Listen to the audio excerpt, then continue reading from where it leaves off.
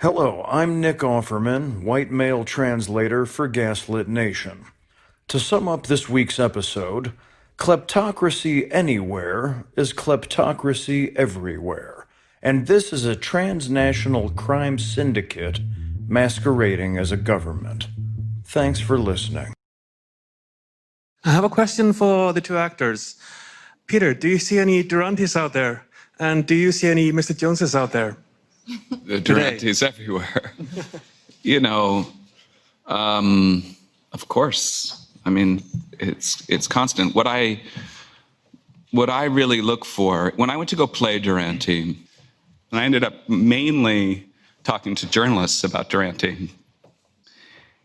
And they are few and far between, the journalists who are willing to risk their lives, which is really what it takes these days. You look at the number of journalists killed in the world for just merely exposing the truth about even things like the environment, because some corporation stands to lose money. You know, for profit, they will kill you. So I do have, it's less me thinking about how many Durantes are out there, because fuck them. I want to celebrate the brave journalists. And I think if we make them truly the heroes in our everyday lives, we know their names, we know who they are, we follow them. Even those of us who feel lazy about doing so, it's difficult, it's painful, but to really, really put those people's names in our minds every day, they're the spearhead.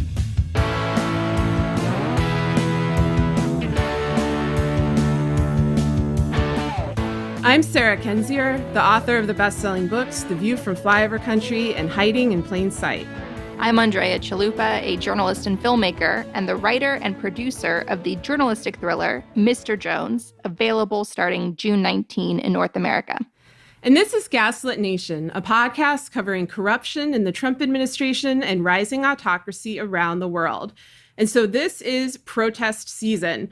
All across the United States and across the world for the past 2 weeks, we've seen large, sustained protests against racism, imperialism, and police brutality.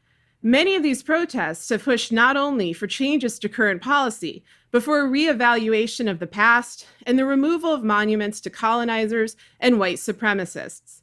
In the US, protesters have forced the removal of numerous Confederate monuments. In the UK, protesters knocked down a statue of 17th century slave trader Edward Colston and threw it into the river. In Belgium, protesters defaced monuments to King Leopold II, who ruled over Belgium's brutal occupation of the Congo in the 19th century. And so what we see is that protests that started here against racism, against the brutal murder of George Floyd, have turned into an international movement. And I know, Andrea, you had some thoughts about this regarding Ukraine and other parts of the former Soviet Union. Yes, so much of what's going on right now with the Black Lives Matter movement reminds me of the decommunization movement in Ukraine. We saw in Ukraine with the Euromaidan revolution of 2013, 2014, which was started by a person of color, by the Ukrainian investigative journalist Mustafa Nayyem, who is half Afghani. He launched the Euromaidan revolution with a Facebook post. He called people out to the street to protest rampant corruption of Viktor Yanukovych, Putin's puppet in Ukraine. Yanukovych's family stole an estimated $30 to $100 billion from the Ukrainian people. So what we saw during the revolution was this massive Lenin statue being brought down by protesters in the heart of Kiev, and more Lenin statues toppled. When the revolution succeeded and Yanukovych fled town and hid in Russia, where it remains to this day, Ukraine's government passed reforms known as the decommunization law, sweeping changes across the country where towns and cities were renamed, streets were renamed, statues across the nation, all symbols of Soviet brutality and repression, were renamed to match more of the ethnic, historical names of those places, including native Crimean Tatars, considered to be indigenous to Crimea, which Stalin, of course, liquidated during his time. All of this decommunization was a declaration of Ukraine's independence against the Kremlin's colonization and genocide of Ukraine. Ukraine has had to work hard to decolonize its history. Many Russia watchers today, many journalists that cover Ukraine, they've come to the country through a Russian lens, through history books taught for decades in Western universities that explain Ukraine through a Russian lens. So Ukrainians have had to fight really long and hard to tell their own history, to decolonize their history, to tell their story. As I've said many times on this show, Ukraine's own history gives me hope because this is a country that shouldn't exist because of all of the occupation and colonization and genocide that it suffered, especially under Soviet rule, especially under Stalin. And Ukrainians have had to come together in their diaspora communities especially and say to each other, Ukrainian lives matter, and say to the world, Ukrainian lives matter. The story of Ukraine's own struggle for freedom and independence is a story of urgent human rights, largely ignored by the Western world. Ukrainians had to start their own newspapers, publish their own books, start their own publishing presses to say to each other and the world, Ukrainian lives matter, take pride in being Ukrainian. That is why my heart is breaking when I see members of the Ukrainian diaspora, and this also includes the Russian diaspora, coming out on social media, trying so hard not to be racist while in the process being racist. And so I am joining with others in the Ukrainian diaspora to speak out to my own community. And I know that I'm not alone in struggling with this. As we've always said on the show, there's two Americas. There's two Americas. While America is very much a country that was founded on the widespread, systematic genocide of Native Americans and Black people who were kidnapped and taken here from Africa and forced into a Soviet system of rampant brutality and slavery, there's also another America that is a beacon of hope and freedom for the world. My parents, for instance, were born in refugee camps in Germany after World War II, as World War II was coming to an end. And they came to the US as asylum seekers. One of the first things, the very first thing my mother saw was the Statue of Liberty in New York Harbor. One of the first experiences my father had on American soil was coming into Boston Harbor and a complete stranger stopping, an American stopping to buy him a Good Humor ice cream bar. That was his first literal taste of America. That's a beautiful story. That is the American story. That's a story that countless diasporas across the country take pride in. And my parents went on to fight through their own poverty and achieve the American dream and contribute back to their country through all sorts of ways. And they've always taught me and showed me through their own example the importance of being civic-minded and standing up for human rights.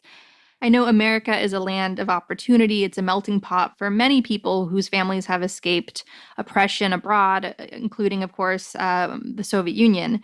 And so it's imperative on us to further these conversations in our own community. And a great example of how this is being done is by a group of Ukrainians in Canada and the US who have built a website full of resources on how to address all these insidious issues of racism and how to talk about them and all these fact-filled resources. And you can check out this website as a model, as a guide for your own diaspora community. And that is UkrainianAntiracistCommunity.com. UkrainianAntiracistCommunity.com. Calls to action and resources for racial justice in the Ukrainian American and Ukrainian Canadian communities. Well done, everyone who built and contributed to this effort. One thing, being very proud of my Ukrainian heritage, and I took a lot of pride in what my parents achieved through the American dream. But one thing I have to claim is my parents and I did not have to deal with racism. And this was evident in the fact that when I was in high school and college and I was starting to drive, I was hell on wheels. I could talk my way out of a speeding ticket in the middle of the night and in the middle of nowhere. And I made this a sport. I was really good at talking my way out of speeding tickets.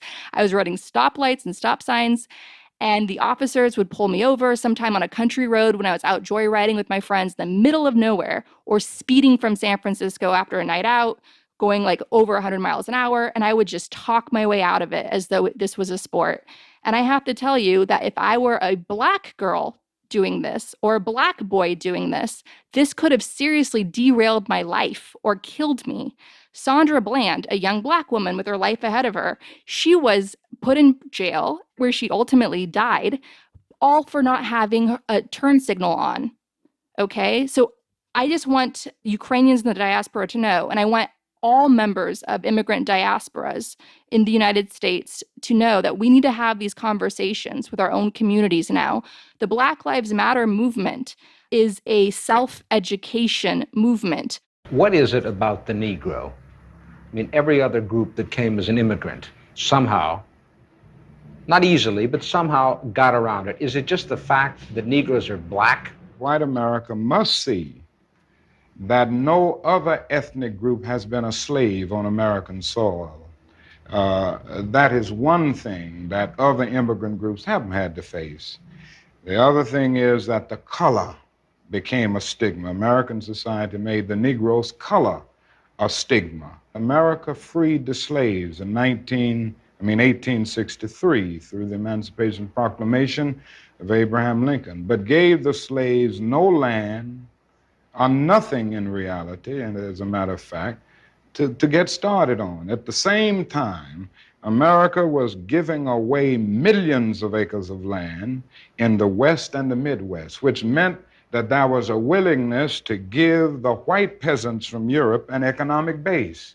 And yet it refused to give its Black peasants from Africa, who came here involuntarily in chains and had worked free for 244 years, any kind of economic base. And so emancipation for the Negro was really freedom to hunger. It was freedom to the winds and rains of heaven. It was freedom without food to eat or land to cultivate, and therefore it was freedom and famine at the same time. And when white Americans tell the Negro to lift himself by his own bootstraps, they don't look over the legacy of slavery and segregation. I believe we ought to do all we can and seek to lift ourselves by our own bootstraps. But it's a cruel jest to say to a bootless man that he ought to lift himself by his own bootstraps. And many Negroes, by the thousands and millions, have been left bootless as a result of all of these years of oppression and as a result of a society that deliberately made his color a stigma and something worthless and degrading. White people are being called to talk to other white people, even in communities that have their own history of feeling vulnerable and marginalized. When I come together with Ukrainian diaspora groups, I feel seen, I feel heard, I feel protected. My last name is not funny to Ukrainian diaspora groups. It's a known Ukrainian last name. I feel protected. I feel like I have the support that I need.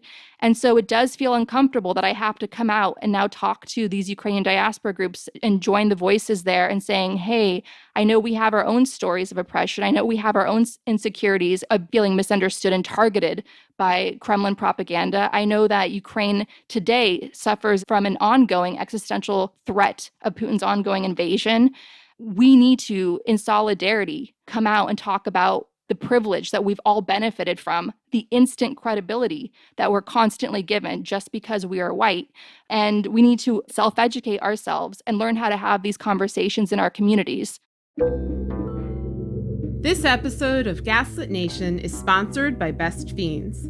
Want to have a fun adventure without leaving your home? Check out Best Fiends, a puzzle game that you can play on your phone. With Best Fiends, you can collect cute characters, solve puzzles, and compete against your friends and family. Best Fiends updates the game monthly with new levels and events, so it never gets old. My kids love it, and they've already passed level 45. Parents, this is a great way to relax as a family while sheltering in place. Best Fiends is fun for users of any age to play. Engage your brain with fun puzzles and collect tons of cute characters. Trust me, with over 100 million downloads, this 5-star rated mobile puzzle game is a must-play. Download Best Fiends free on the Apple App Store or Google Play. That's friends without the R. Best Fiends.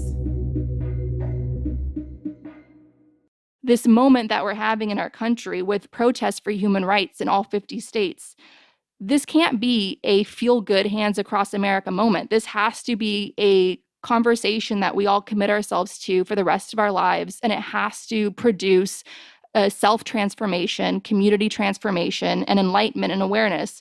And it's going to take work, and it's going to take feeling uncomfortable and awkward and educating ourselves on how to have these conversations.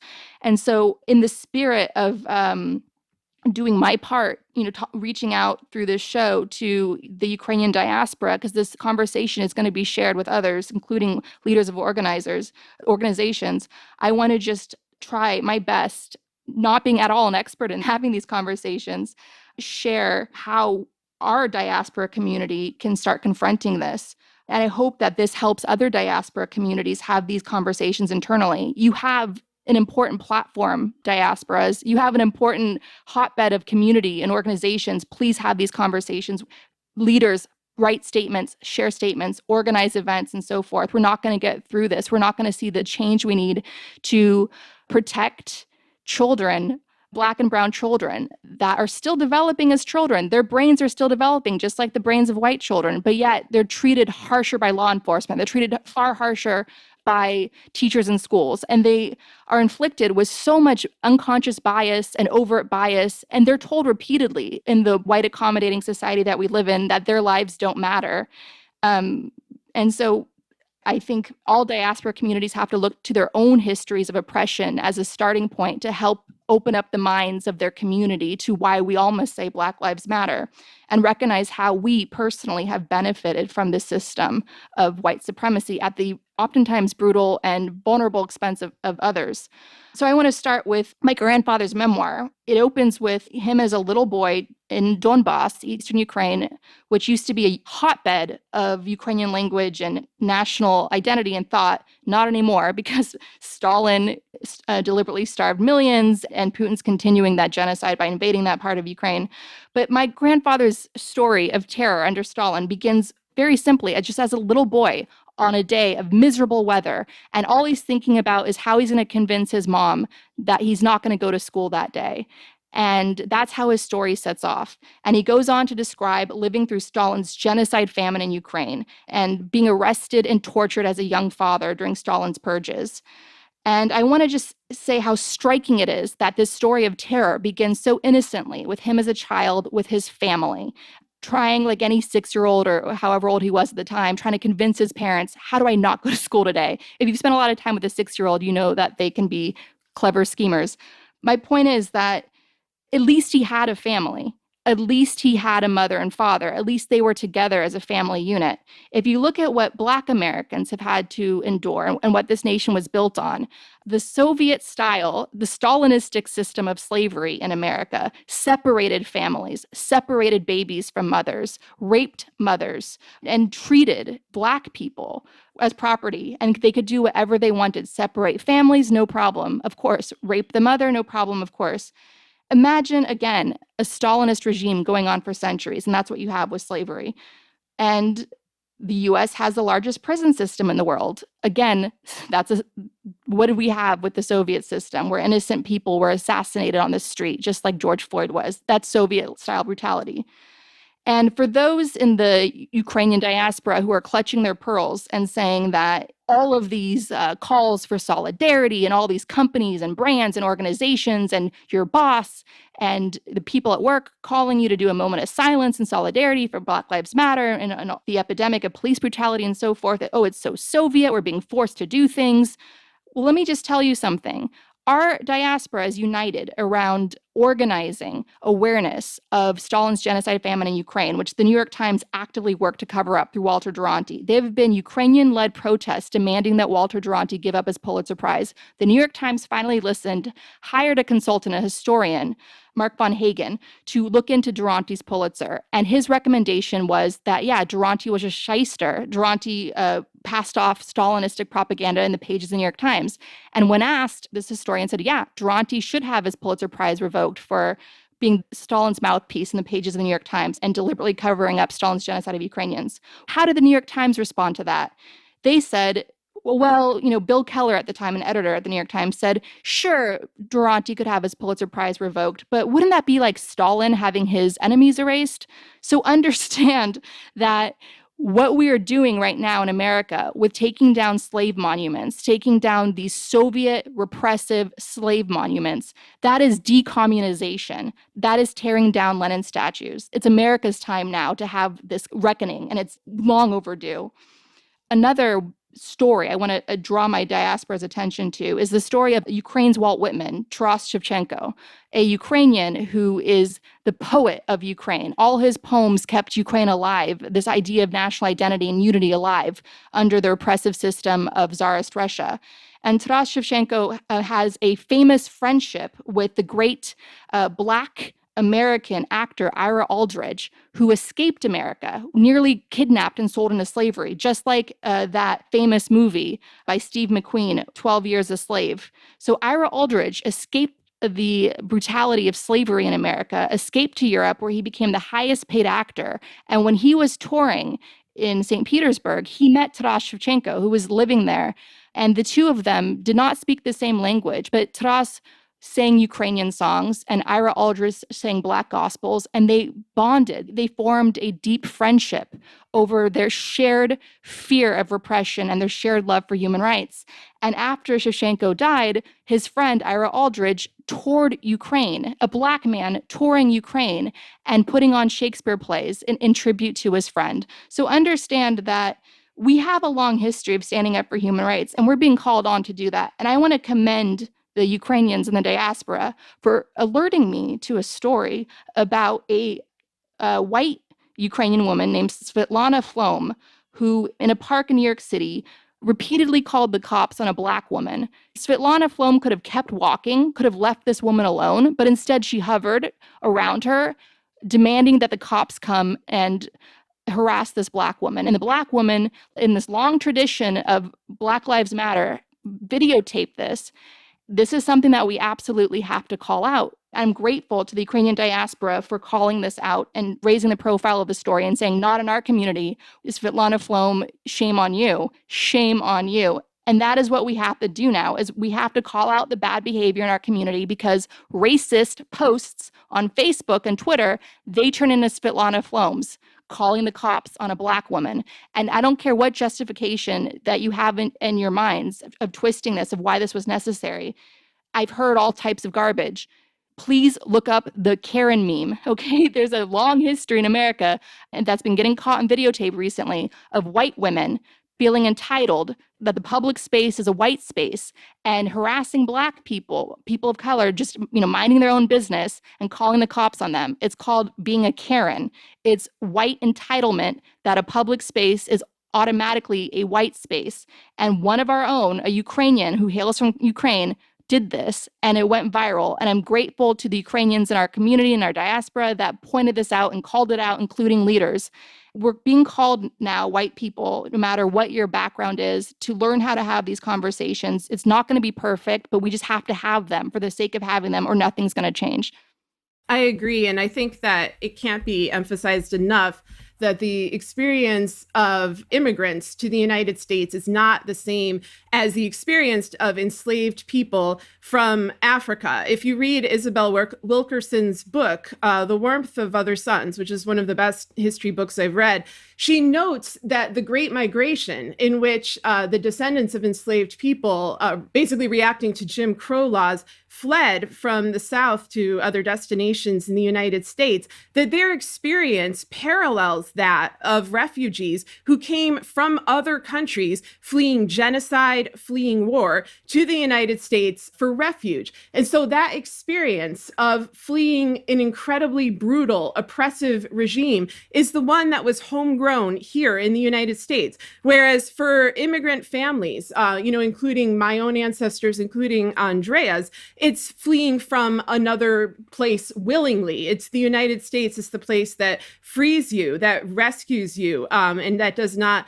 enslave you. And, one of the very tragic aspects of this, which you've noted, is that whiteness is something that has been historically in the United States conferred by anti-Blackness and by the willingness of a white immigrant to participate in an anti-Black culture and define themselves as white in order to get the privileges and benefits that come with that designation. You can easily see this in the history of Polish immigrants in America, where when they first arrived, they were basically put in like an other category.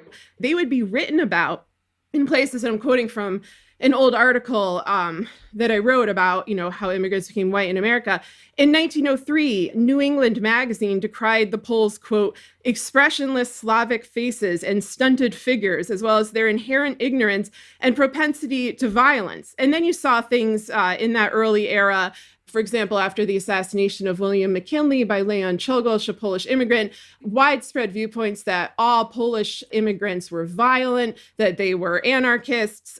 You saw op-eds come out where Polish Americans felt compelled to apologize on behalf of their entire ethnicity. We see this nowadays quite frequently. Muslim Americans feel like they have to do this when one Muslim individual commits a terrorist act, and then the media and society responds by blaming all Muslims. We certainly see this happen over and over, with Black Americans as well. But one of, the really striking things, and I'll wrap this up and we'll move on to something else because we've been talking about this for a while. I just want to read from this article I wrote that details this historical event in 1919, which is a time, of course, of massive white mob violence across the United States. In 1919, Irish gangs in blackface attacked Polish neighborhoods in Chicago in an attempt to convince Poles and other Eastern European groups that they too were, quote, white and should join them in the fight against Blacks. As historian David R. Roediger recalls, Poles argue that the riot was a conflict between Blacks and whites, with Poles abstaining because they belonged to neither group. But the Irish gangs considered whiteness, as is often the case in America, as anti-Blackness. And as in the early 20th century, Chicago experienced an influx not only of white immigrants from Europe, but Blacks from the South. White groups who felt threatened by Black arrivals decided that it would be politically advantageous if the Poles were considered white as well.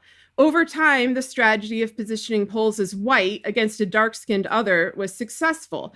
Poles came to consider themselves white, and more importantly, they came to be considered white by their fellow Americans, as did Italians, Greeks, Jews, Russians, and others from Southern and Eastern Europe, all of whom had held an ambivalent racial status in U.S. society. With that new white identity came the ability to practice the discrimination that they had once endured. And so what folks need to do now, if you are a descendant of these communities or just in general, if your concern is respecting the struggle of your ancestors and honoring what they went through in their native land if they were fleeing oppression, the best thing you can do is respect the struggle that is happening right now on the streets with Black Americans facing repression, not just by this administration, but the culmination of centuries of discriminatory and brutal policies, starting from the founding of America, going through Jim Crow, going through the American prison industrial complex. Respect that. Join that. Join that struggle. That is the best way that you can honor, what your own ancestors have endured in the past. I want to just comment more on this because one thing that you often hear, especially coming out of conservative media, because a lot of what we're up against with the Black Lives Matter human rights movement is disinformation. I'm seeing a lot of racists in the Russian and Ukrainian diaspora spreading disinformation to justify their racism. And it reminds me so much like the spread of Russia Today, RT, and other disinformation that people in the West, including Western journalists and newsrooms, were falling for when it came to the Kremlin's massive propaganda campaign, confusing people about the truth on the ground with Euromaidan, Ukraine's revolution, trying to make it like some big neo-Nazi fascist uprising. It's disinformation that we're up against. So when you're sharing articles from the Wall Street Journal, the New York Post, Fox News, remind yourself who owns those powerful media outlets. Rupert Murdoch, the son of a eugenicist, the son of someone who advocated for genocide and white supremacy.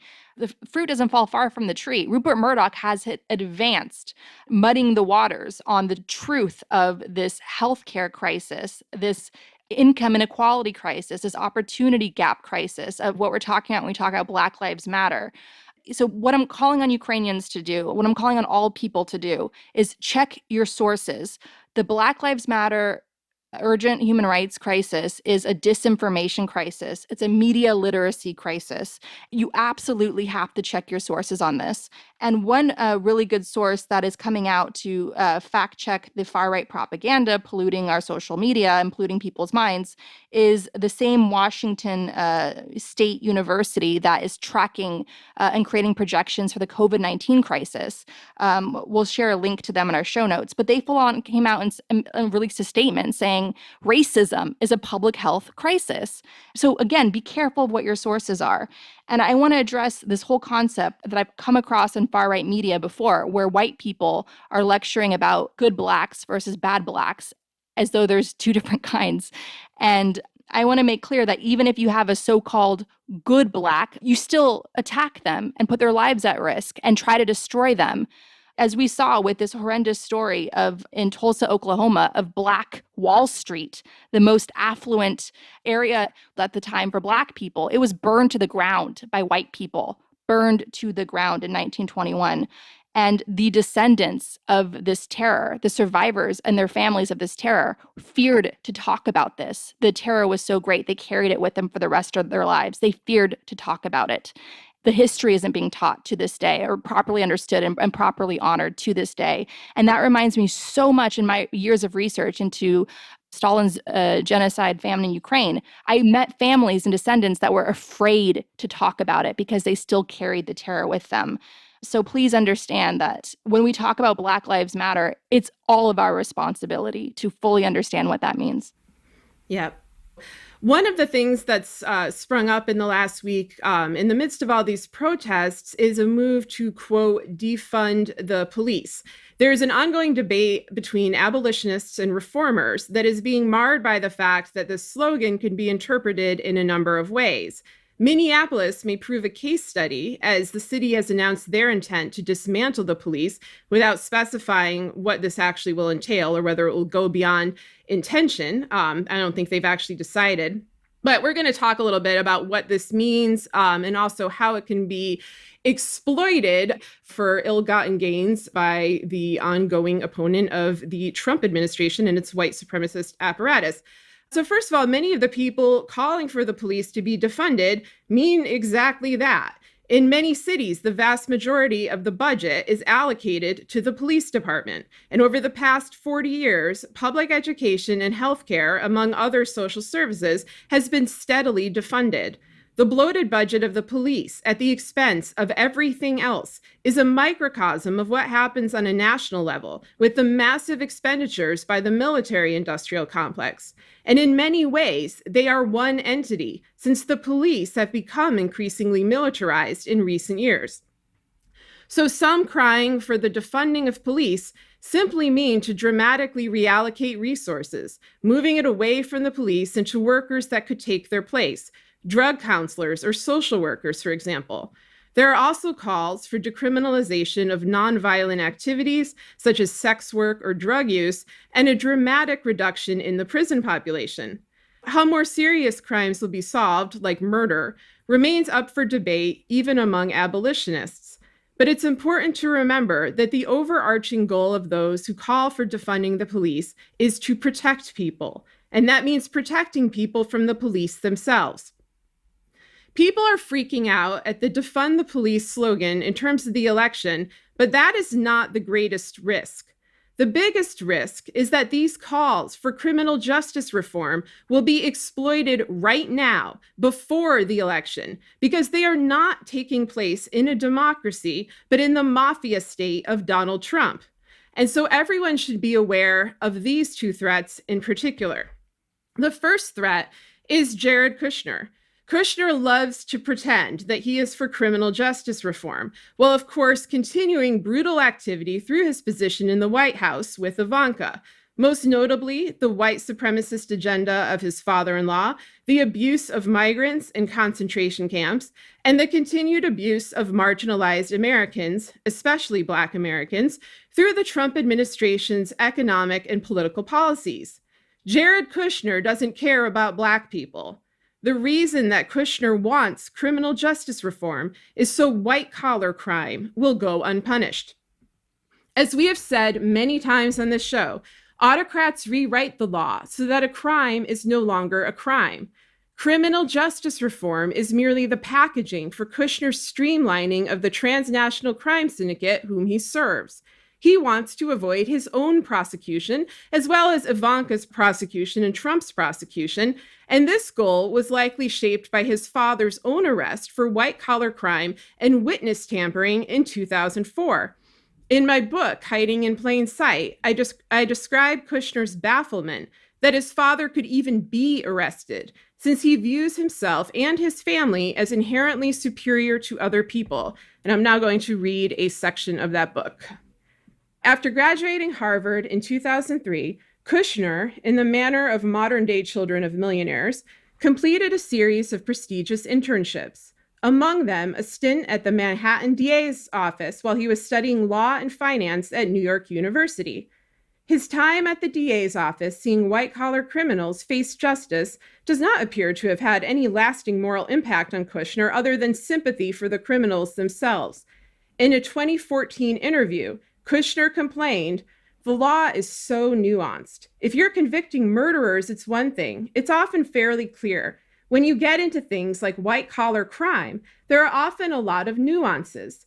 Seeing my father's situation, I felt what happened was obviously unjust in terms of the way they pursued him.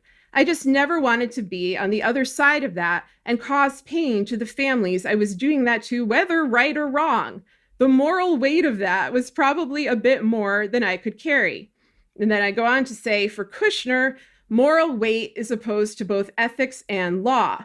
Moral weight is whatever interferes with getting what he wants. There is no ambiguity about the guilt of Charles Kushner. Chris Christie, who prosecuted the case, said it was one of the most grotesque cases he had ever dealt with. It has to do with white-collar crime, fraud, and a just horrific blackmail scheme involving Kushner taping getting one of his relatives taped with a prostitute. This is detailed in the book. You can read it for yourself. So that's the first danger, is that this is basically a pretext to legalize white-collar crime under the rubric of criminal justice reform.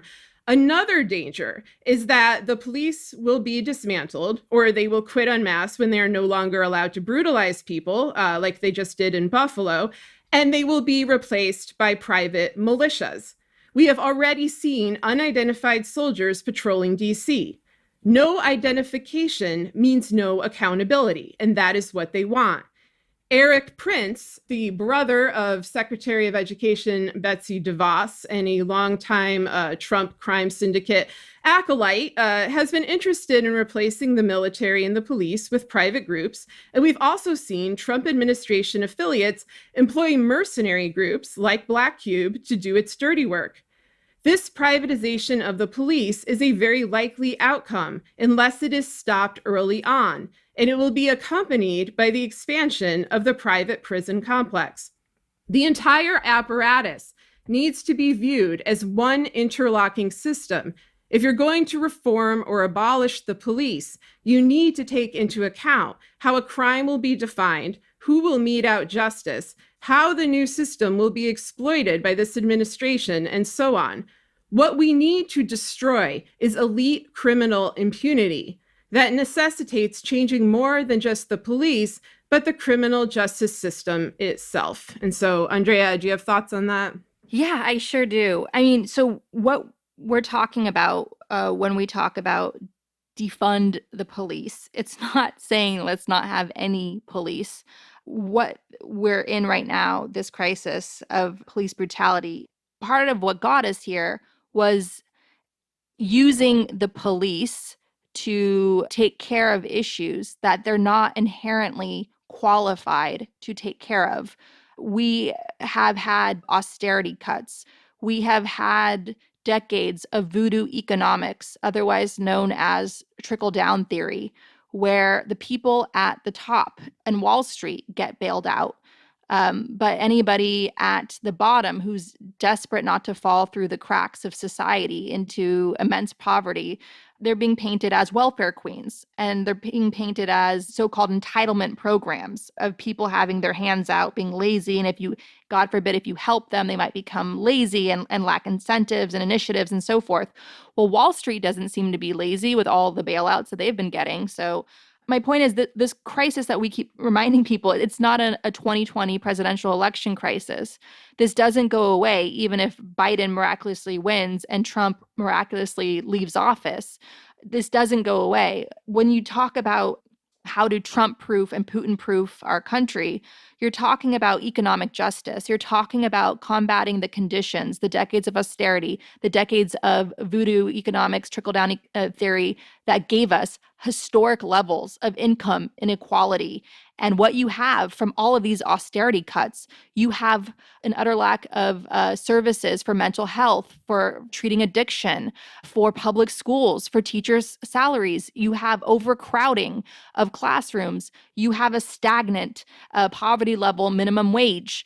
You have underemployment. You have all types of issues that are creating historic levels of income inequality. And as a result, you have the powerful police unions, the financially influential police unions, expanding their jobs because police are being sent in to schools instead of guidance counselors and therapists. Police are being sent to arrest addicts on the street. Police are being sent to arrest those suffering from mental illness on the street. So when we say defund the police, we're saying bring back the social programs to treat addiction, bring back the social programs to support students in classrooms, pay your teachers more, make classrooms smaller, expand public schools, put that money into public schools.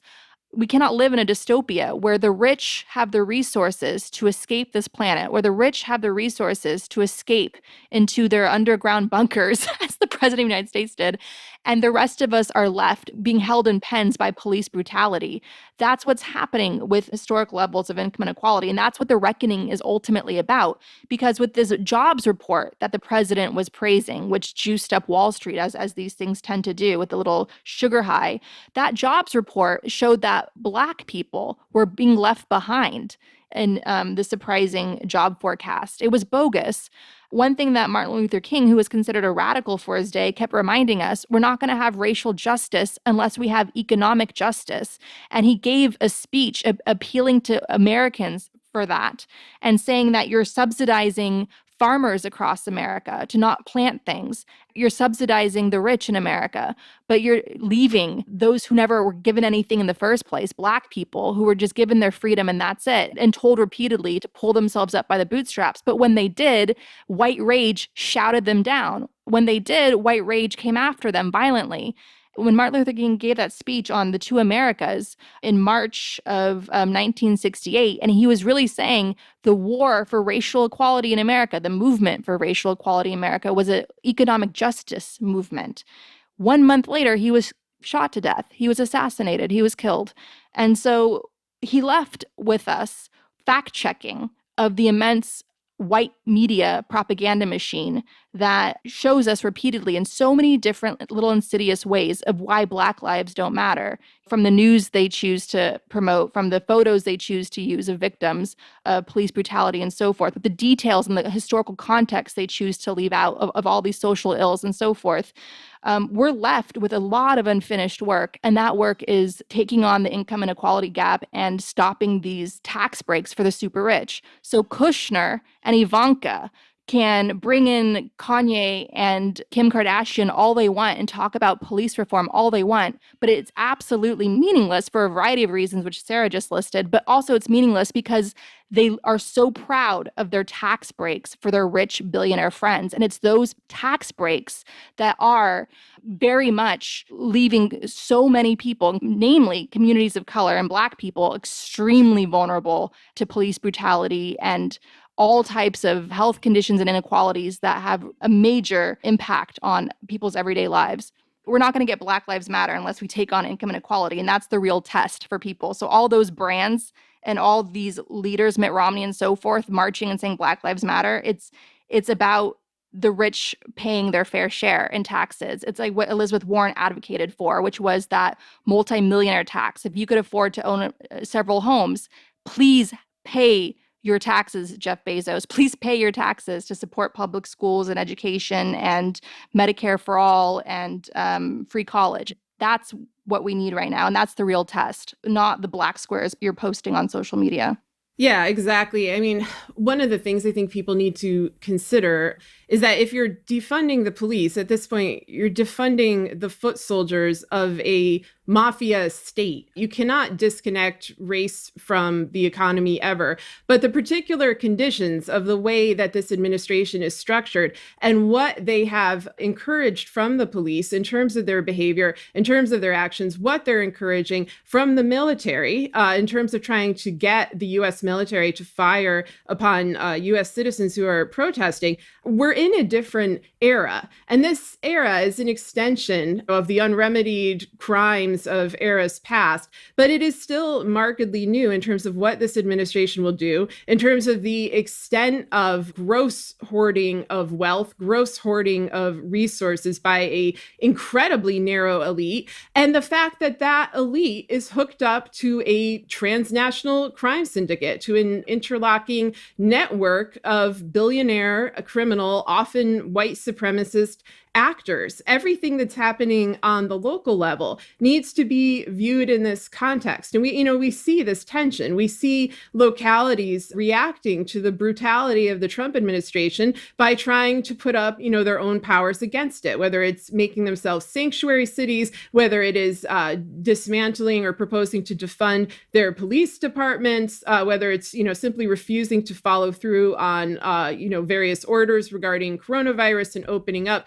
We see that there, but it's like you got to grasp the full spectrum of this atrocity and this danger is overwhelming, especially because November is not a quick and easy solution, as some top Democrats continue to bleed out. November is going to be a time, where we're tested like we've never been tested before, regardless who wins, quote unquote, or is installed. And what we've been seeing in recent weeks, I think, is to some extent a dress rehearsal for that. They're seeing what the police will do. They're seeing what the consequences are for that brutality. They're seeing how the military reacts, when the military is encouraged to fire on the American people. This is Trump and Barr and the rest of them testing unconstitutional practices, trying to terrorize and intimidate and brutalize protesters into submission, trying to establish the core of public opinion on this issue, and they're going to exploit it in every possible way. But what you should never forget is that these are criminals themselves. Trump is individual one. Don Jr. and Ivanka were nearly prosecuted in court in 2012 and have committed, Ivanka and also Kushner, of course, have committed a variety of crimes in office. Bill Barr is the cover-up general. He's also somebody who has been dodging subpoenas and has been immersed in GOP crime his whole life. His family was the one who introduced Jeffrey Epstein and that entire apparatus into American life, continuing a pre-existing child trafficking network. And, and then there's countless others. There's Manafort, there's Stone, there's Michael Cohen. There are all these people from the Trump campaign that are or were in prison until they exploited the coronavirus situation to let them out. And so that is what they're going to go for. Those are brutal operators. We've said on this show many times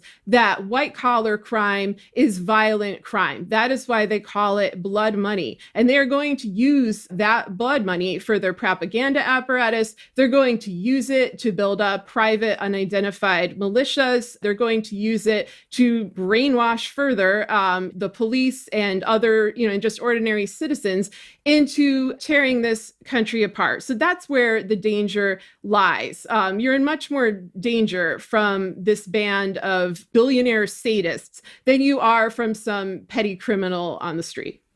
Without question, without question. And William Wrecking Barr's little green men, the soldiers without an insignia that popped up around the White House, that is an intimidation tactic. That is flaunting their utter lack of accountability. They refuse to take accountability for wrecking our institutions, for purging good civic patriots, purging our institutions to further Trump and his crime family's gains. And I want to just point out that we had a dress rehearsal already of Donald Trump stealing the 2020 election or refusing to step down from power, even if Biden should win. We had a dress rehearsal with Barr coming out with his 4-page memo covering up the findings of the Mueller report, which the major newspapers from the New York Times and Washington Post fell for, where they ran headlines saying Mueller exonerates. Mueller, famously tight-lipped, had to come out and give a rare public press announcement to say that's not at all what my report says. Barr is somebody that lies effortlessly. He lied about tear gas not being used to disperse protesters for Ivanka Trump's photo op with her father holding up a Bible like Satan in the Omen or whatever, in front of that church. So what we're up against is a very dangerous attorney general who is going to try to use the letter of the law to either attack the legitimacy of the 2020 presidential election or create some other maneuver to deny us a fair and free election. So this is all playbook, authoritarian playbook. And I just want to comment further on how you're going to have these Walter Durantes in the media claiming that defund the police, that whole movement is going to send crime skyrocketing. Nobody wants crime. Defund the police is an anti-corruption movement. And you already see these Walter Durantes on the far right saying that crime's going to spike in New York City to the levels of the 1970s and 80s. Some of the reasons why we got that crime level in the first place was because the police themselves were corrupt. The police themselves in New York City were benefiting and making money and arresting people and shaking them down and stealing money from drug dealers and so forth. The police themselves were corrupt. Defund the police is an anti-corruption movement saying the police have gone too far, especially in New York City. We saw them beating people with impunity. And so let's put that money towards social strengthening and building the social safety net. That's it. It's that simple.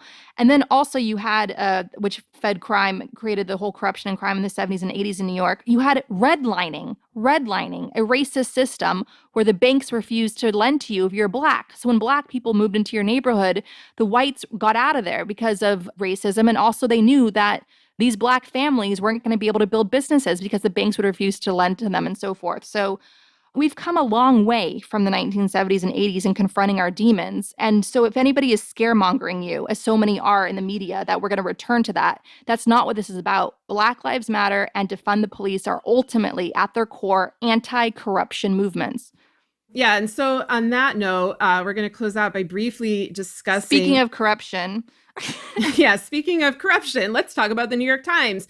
You should cancel your subscription to the New York Times. We have said this over and over and over for years. And I think we finally hit critical mass this week when they solicited an op-ed from notable racist Senator Tom Cotton, who proposed using the military on American protesters, potentially slaughtering them. And so this was not something that Tom Cotton came up with on his own and sent in. The idea was his. This was content the New York Times was actively seeking. This was the message that they sought to mainstream to the American public. And so finally, we had a large number of Black employees of the New York Times speaking out against the op-ed, saying that it endangered not only the protesters' lives, but their own lives. That they did this violated the strict internal censorship policies of the New York Times, which denies its own staffers the right to document threats to their safety that are caused by their employer. I mean, basically, there's Fox News and there's the New York Times, and that's it. And then everyone else that's some sort of mainstream publication, I would put in the category of, yes, they make mistakes. They put out a mix of good and bad, but they are not essentially a propaganda arm of the Trump administration. And that is what the New York Times is. And I feel like, there are obviously good reporters working there. We saw that in their protests against the paper itself. But they are hamstrung and they are used. They are used as an excuse. The Times can go and brag about the 1619 Project. They can brag about their climate change coverage, which is also good, to try to counterbalance the fact that they've been rolling out Nazi puff pieces and court intrigue tales about the Trump administration, often full of lies, full of anonymous officials that just back up the party line in a time of rising autocracy, and now in a time where Black Americans in particular are facing grave danger. And so what do? They go and find somebody to try to encourage that violence, to encourage more killings, to encourage a brutal authoritarian state, and then try to pass that off as normal. Mm-hmm. Yep. And I think also what was revealed in that whole James Bennett debacle, and don't cry for James Bennett because he is a totally inept white man who will just fail upwards as they tend to do, and he'll likely be hired at the Atlantic or someplace like that eventually. He'll have his own rehabilitation tour aided by his friends and media. As we've been pointing out in the show since the beginning of the show, there's been an epidemic of newsroom jobs across the country. The size of newsrooms are shrinking or disappearing, and what you have left is predominantly white male newsrooms, and that's what we get our lens through. So James Bennett is safe. He's okay. He's got built-in job security with the system we have set up now.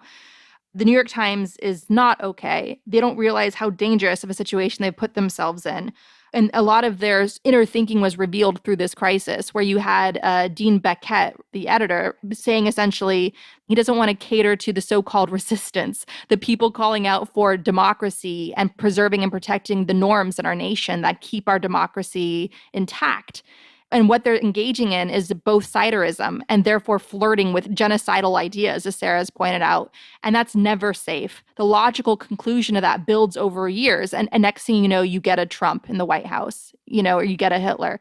I think the whole lesson of, people like the great war correspondent Martha Gellhorn, who reported on the concentration camps in Europe, where she said, I never got that objectivity bullshit, because it is bullshit. Nobody can be neutral in the face of slavery. Are you an abolitionist or are you not? Nobody can be neutral when it comes to Black Lives Matter. Do you believe in human rights or do you not? And so the New York Times needs to look at its own inner soul and stop being the handmaiden to abusive power in our country, because they don't understand how dangerous that is to people's actual lives and the future of our democracy.